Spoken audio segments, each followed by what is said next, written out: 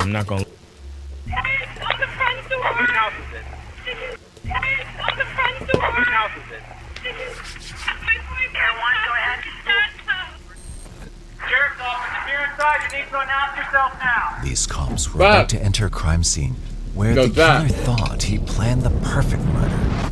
On February 27th, 2018, the news of the death of Patrick de la Cerda traveled fast through the quiet town of Deltona, Florida. The 25-year-old Florida man had been living his best life with plans of marrying the woman of his dreams soon.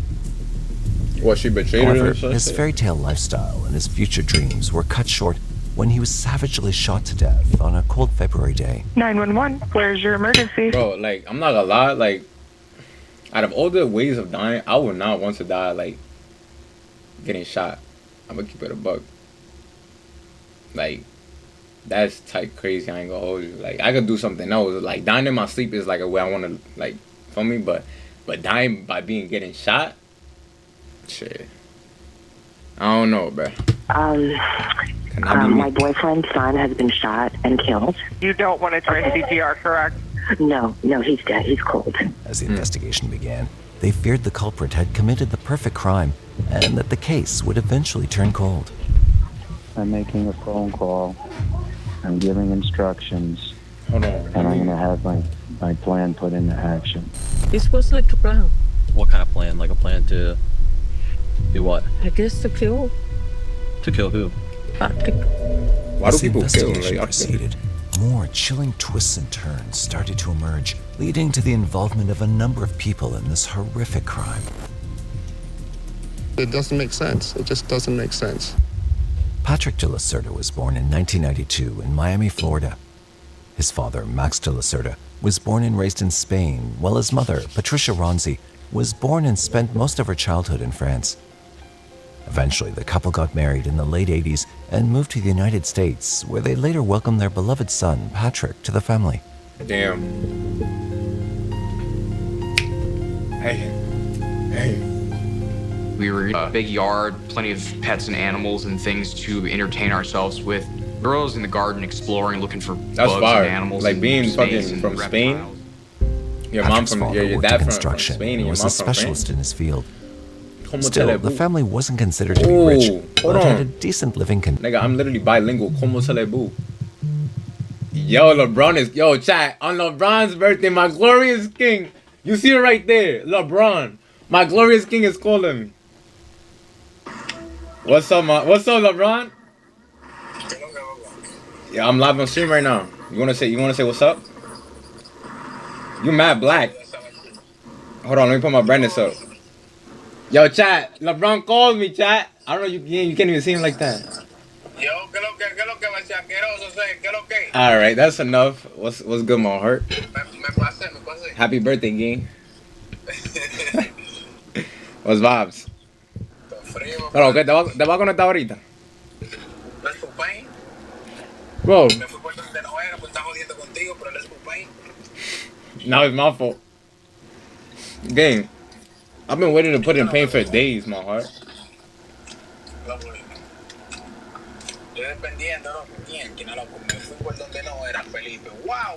And it's my fault?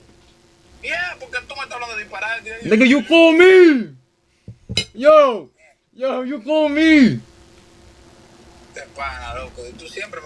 You funny, my heart.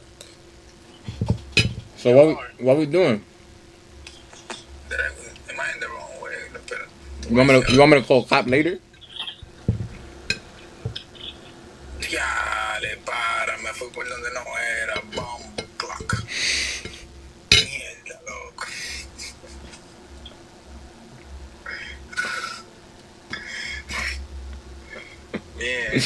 Yo, since when you started saying bumbleclap, my nigga? That's crazy, my heart. Where you going? I was taking my friend to the airport. Might as well call this nigga LeBron a Uber. Nigga be going to the airport 2 times a month.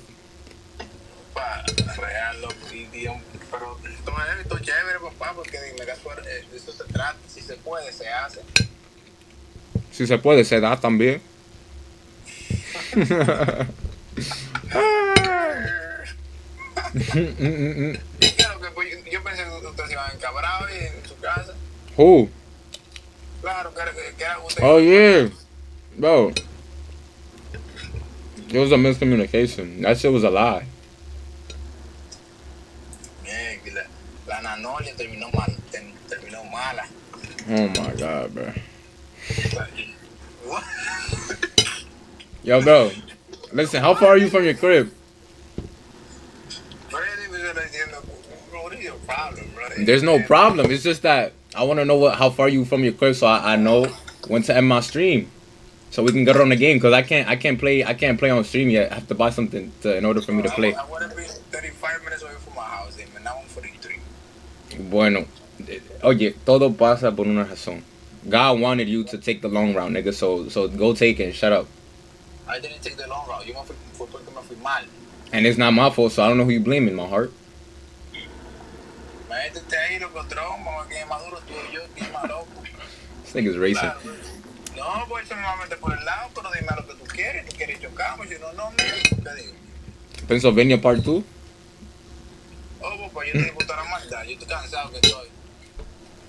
That's a fact. Now, yo, gang, I'm gonna finish this shit up, though, but I'm gonna call you when I'm free, though, because I'm gonna react to something, and I'm gonna finish the stream. I'm trying to see it for like an hour plus tonight. So, like, 9:30, right? 9:30, ¿está bien? Se da, no, ya, se da. Se para. Because I gotta wake up at 4 in the morning. I mean, at 5 in the morning, I work tomorrow, so. That's all. Alright, bet. Alright, gang, safety. Condition in the big city of Miami. Chat.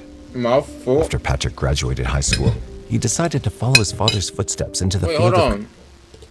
I wanna see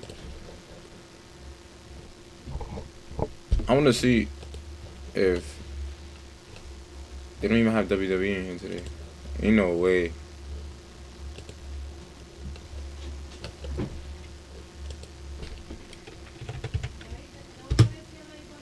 Come on, bro.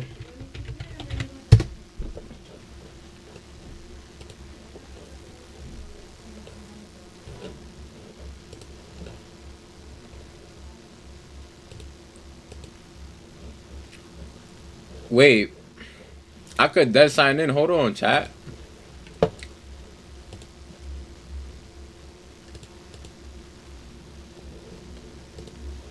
It's telling me this. Yo, I don't understand why it does this shit. Whatever.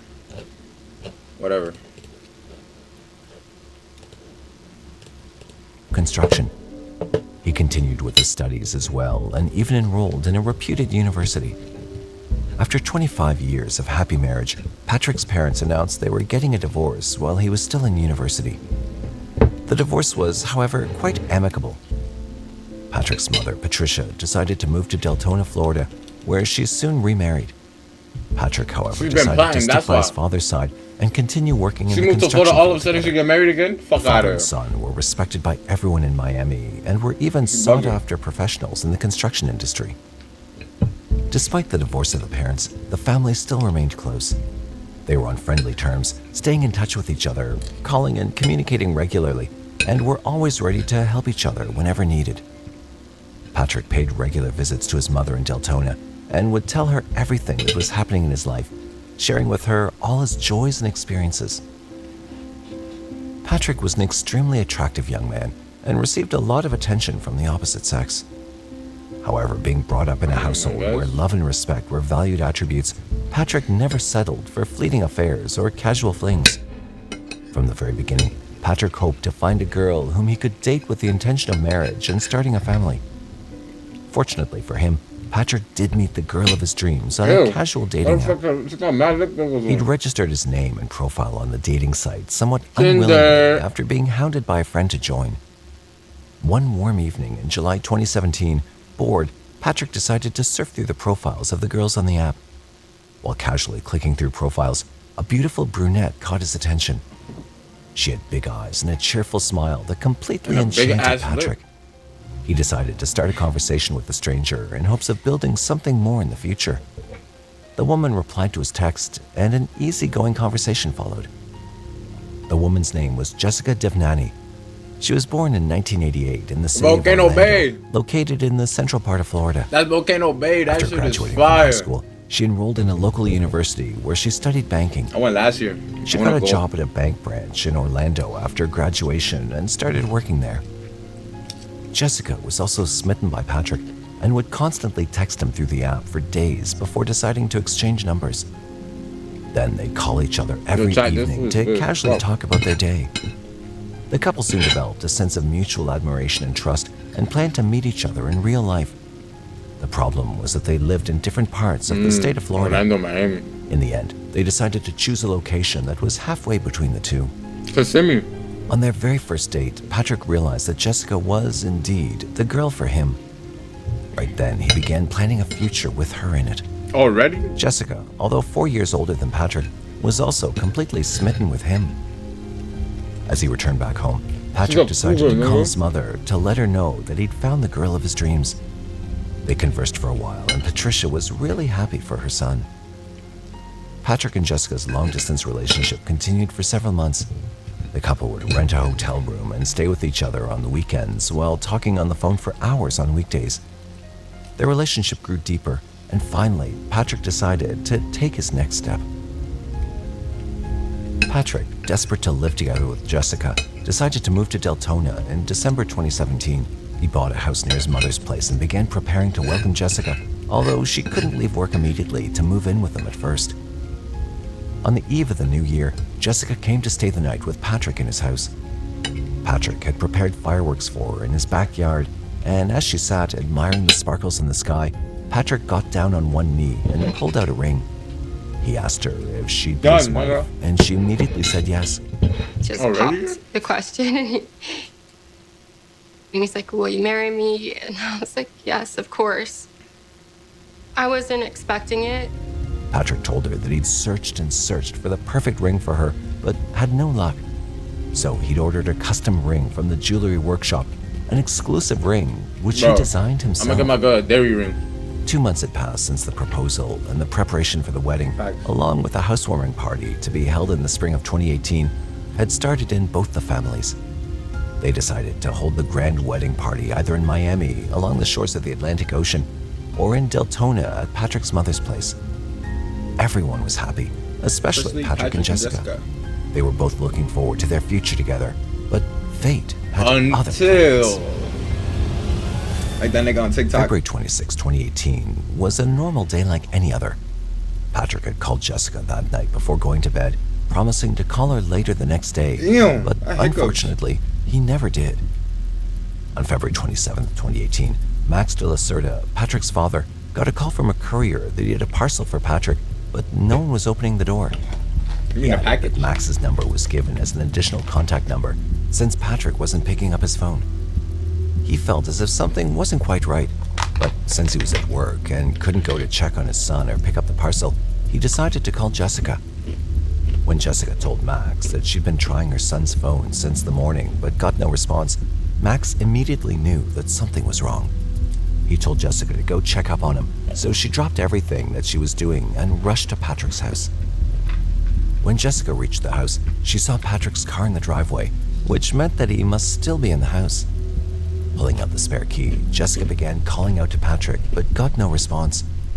When she opened the front door, she was met with a horrifying sight. Patrick's body was lying near the entrance in a pool of his own blood. Oh, no. Jessica immediately called the police and Patrick's parents. 911, where's your emergency? My boyfriend's son has been shot and killed. When did that happen? I don't know. You don't want to try CPR, correct? He's dead. No, he's dead. He's cold.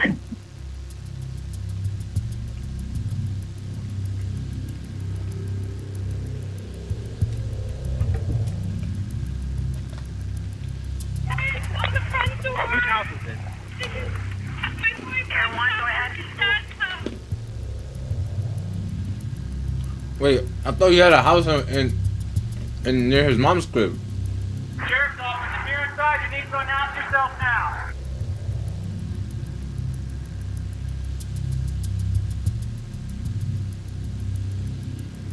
There's not supposed to be anybody here or anything. Shit's weird. Ocean County Sheriff's Office, if you're inside, announce yourself. All right, go ahead. Nice and slow.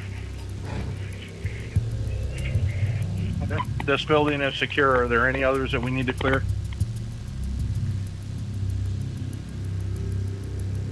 Start getting statements from the two initial victims. I know you're going to be doing crime scene.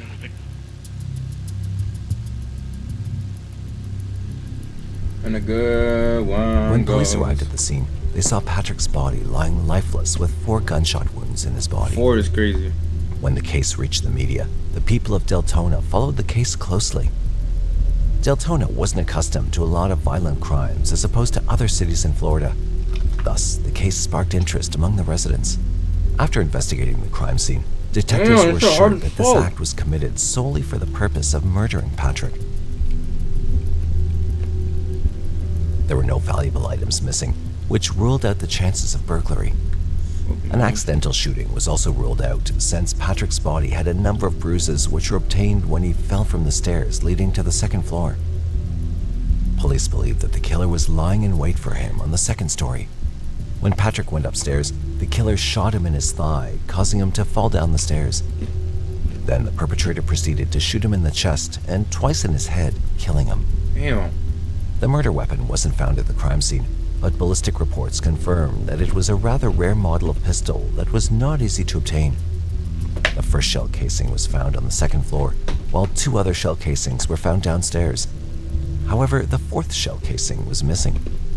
Investigators wondered if the perpetrator had taken the last casing as a trophy after the plan was successful. That shit was fire. Unfortunately, there was very little evidence that might lead them to the culprit. Investigators first decided to question Patrick's neighbor, with whom he had a serious conflict a couple of weeks prior to the murder. Ahoy! Ahoy, neighbor! The neighbor was a combat participant and a veteran of the U.S. Army. He was wounded and severely concussed in the war, which led him to developing a mental disorder. Moreover, he was excellent with firearms and could have easily purchased this rare model of a gun.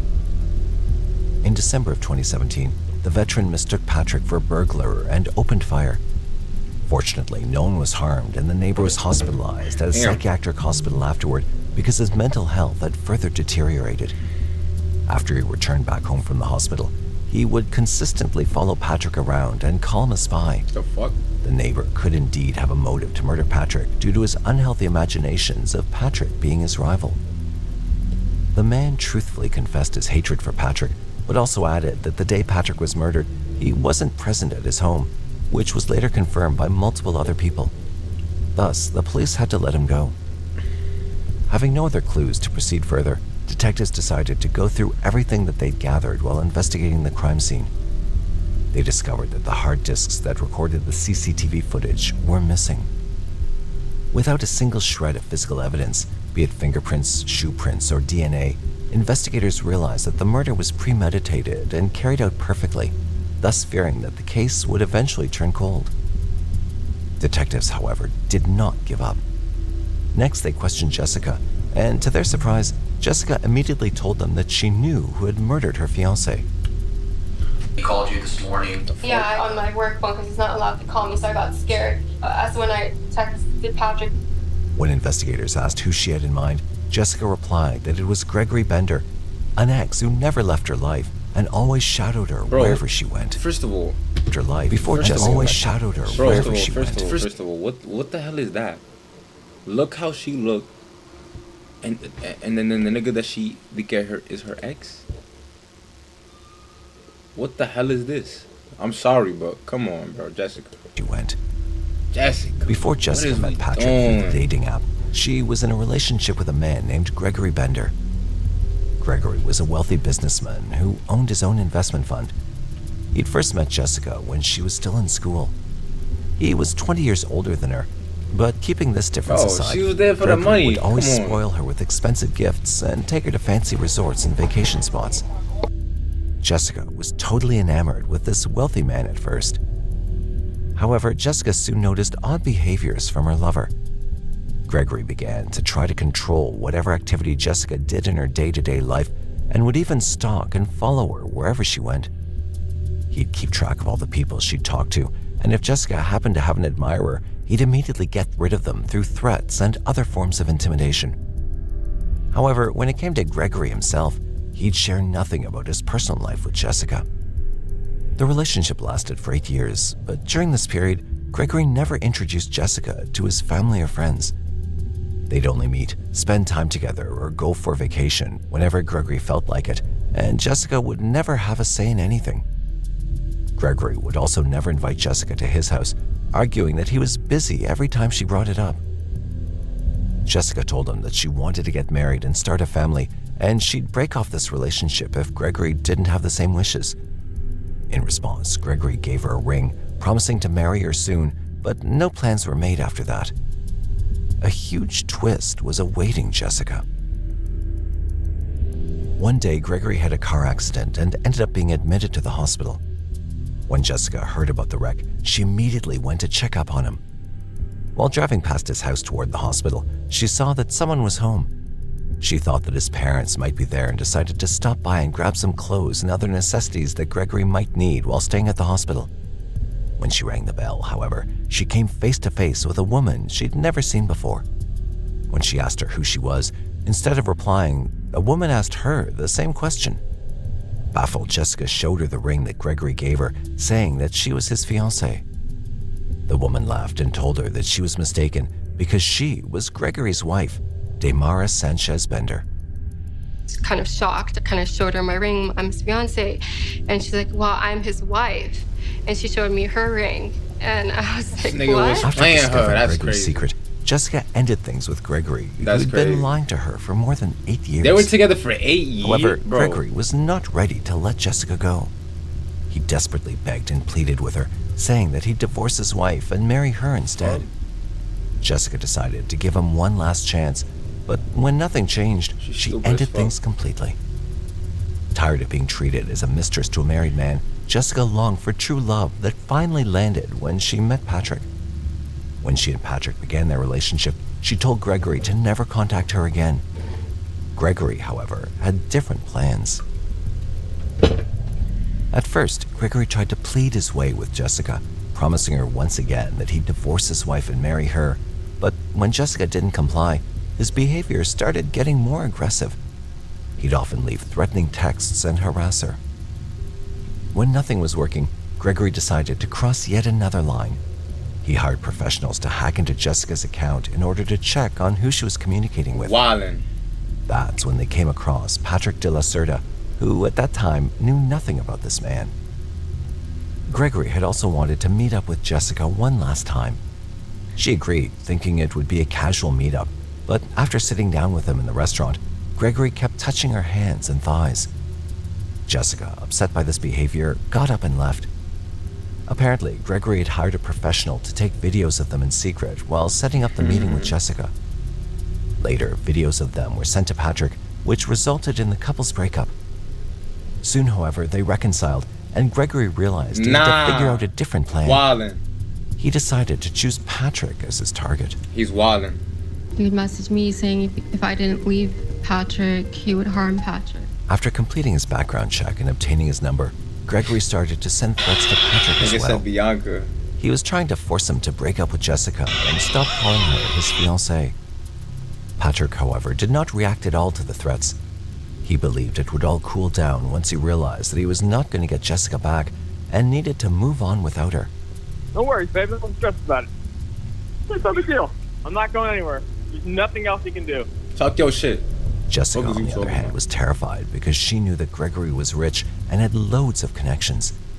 He also had a huge collection of firearms in his house. Jessica even suggested to Patrick that he should break up with her in order to not escalate things, but Patrick didn't want to do that. Instead, the couple decided to go to the police with evidence that Gregory was stalking and harassing them. They obtained a restraining order against Gregory, and he also had to surrender all his firearms that he had in his house. Things seemed to calm down after that, and the couple went about their daily lives as normal. Until Jessica was not convinced and begged Patrick to install CCTV cameras in their house, which he did. In the meantime, the couple happily distracted themselves from the terrible events by preparing for their upcoming wedding. Jessica was looking forward to marrying Patrick, especially after years of lies and heartbreak when she was with Gregory. 8 years. Yet, Wow. when she got a call from Max on February 27, 2018, everything came crashing down all at once. The police couldn't just arrest Gregory, and there was no evidence. Having run out of clues or leads to follow up on, investigators had little to go on. That is, until they received a call from Daymara Sanchez Bender, Gregory's wife, saying that she had important information to share regarding the case. I read something about getting close, driving in the car, getting over there, or sees how many cars are. It was like a plan. What kind of plan? Like a plan to do what? I guess to kill To kill who? Patrick. What did it say? Something about go there. I need to remember the clothes, to see how many cars are there, take the cell phone and stuff like that. I confront him and I asked him, and he said it was a fantasy. Daymara, who was planning on divorcing Gregory, told detectives that just a few days before the murder, she'd seen a strange notebook on her husband's desk in his office. When she peeked into it, she saw a detailed plan of a stranger's house, along with notes above the diagram. She didn't pay much attention to it at first. However, a few days later, when she saw the news of Patrick's murder along with a picture of his house, she decided to call the police. This gave enough probable cause for the police to check Gregory's house thoroughly. As they were investigating the office room, they found the notebook that Daymara had described. However, the pages with a plan written on it were torn out. Fortunately, the police found those very pages inside the trash can lying next to the table. Apparently, Gregory was confident that his house would never be investigated since there was no evidence against him, and perhaps didn't bother to get rid of the papers. Damn. While examining the papers, investigators saw the detailed and thought-out plan that Gregory had made. He'd been preparing for a couple of months in order to perfectly carry out the crime. He even wrote down notes reminding himself to turn off his phone, use gloves, and lubricate the soles of his shoes in order to not leave any evidence behind. That's premeditated murder, nigga. In his notebook, it became clear that Gregory knew everything about his victim and had been following him for months. He knew the exact time that Patrick came back home and the presence of CCTV cameras in and around the house. He's fucking weird, He also made sure to dispose of the murder weapon, the clothes, and other items that might lead the police to him, taking care of every minute detail in order to execute the perfect crime. Unfortunately for him, his wife's curiosity finally led the investigators right to him. In addition to the notebook, the fourth shell casing was found on his table inside a cigar box. Forensics confirmed that it was the exact same shell casing from the crime scene. There were also strange voice recordings that were retrieved from Gregory's phone, which further proved that he was, indeed, planning to murder his ex-fiance's lover, Patrick de la Cerda. I'm making a phone call. I'm giving instructions, and I'm going to have my plan put into action. He's wilding. Call me back and talk to me. Or else I'm going to just let it happen. Thus, Gregory Bender was arrested for murdering Patrick de la Cerda as he awaited his trial in court. Nigga, he did all that shit for pussy. Before Gregory Bender's sentencing, Jessica Devnani stood before the court about 10 feet away from Gregory to speak about the life that she'd planned with Patrick. You will not win. You have only lost. I hope you feel some peace, Patrick. Rest assured, the man who took your life is going to pay with his own life now. Gregory Bender was found guilty on Friday, May 28, 2021, of first-degree murder for killing 25-year-old Patrick de la Cerda in 2018. Circuit Judge Don Nichols sentenced Gregory, aged 53, to life in prison without parole after the trial at the Volusia County Courthouse in DeLand. Gregory Bender did not testify during the trial and did not show any emotion upon hearing the guilty verdict or sentence. Yeah, because these niggas retarded. Even though justice was finally served, the loss of such a kind-hearted and loving man broke hearts of all the people that knew Patrick. Jessica, who received the custom-made ring from Patrick's parents, wore it every day as a remembrance of the wedding that never took place. And that's actually sad. Today's case was truly disturbing and heartbreaking. That's actually so sad, now we ask you, Do you think this case would have turned cold if Gregory's wife hadn't come forward to report the strange notebook? Let us know in the comment section below. Nah, I don't think so, because And if you fucking, what's her name, Jessica, was kind of suspicious of her ex-fiance. Feel me? On top of that, his wife found the thingy, so regardless, he most likely was gonna get caught, but it probably was gonna take time to piece it together and get a search warrant. I'm not gonna lie, but yo, if you like the video, hardies, if you like the reaction, my heart, all you gotta do is just subscribe. I know you're watching and you're not even subscribed, so watch the video, subscribe, hit the bell, and like the video. Simple. Come on now.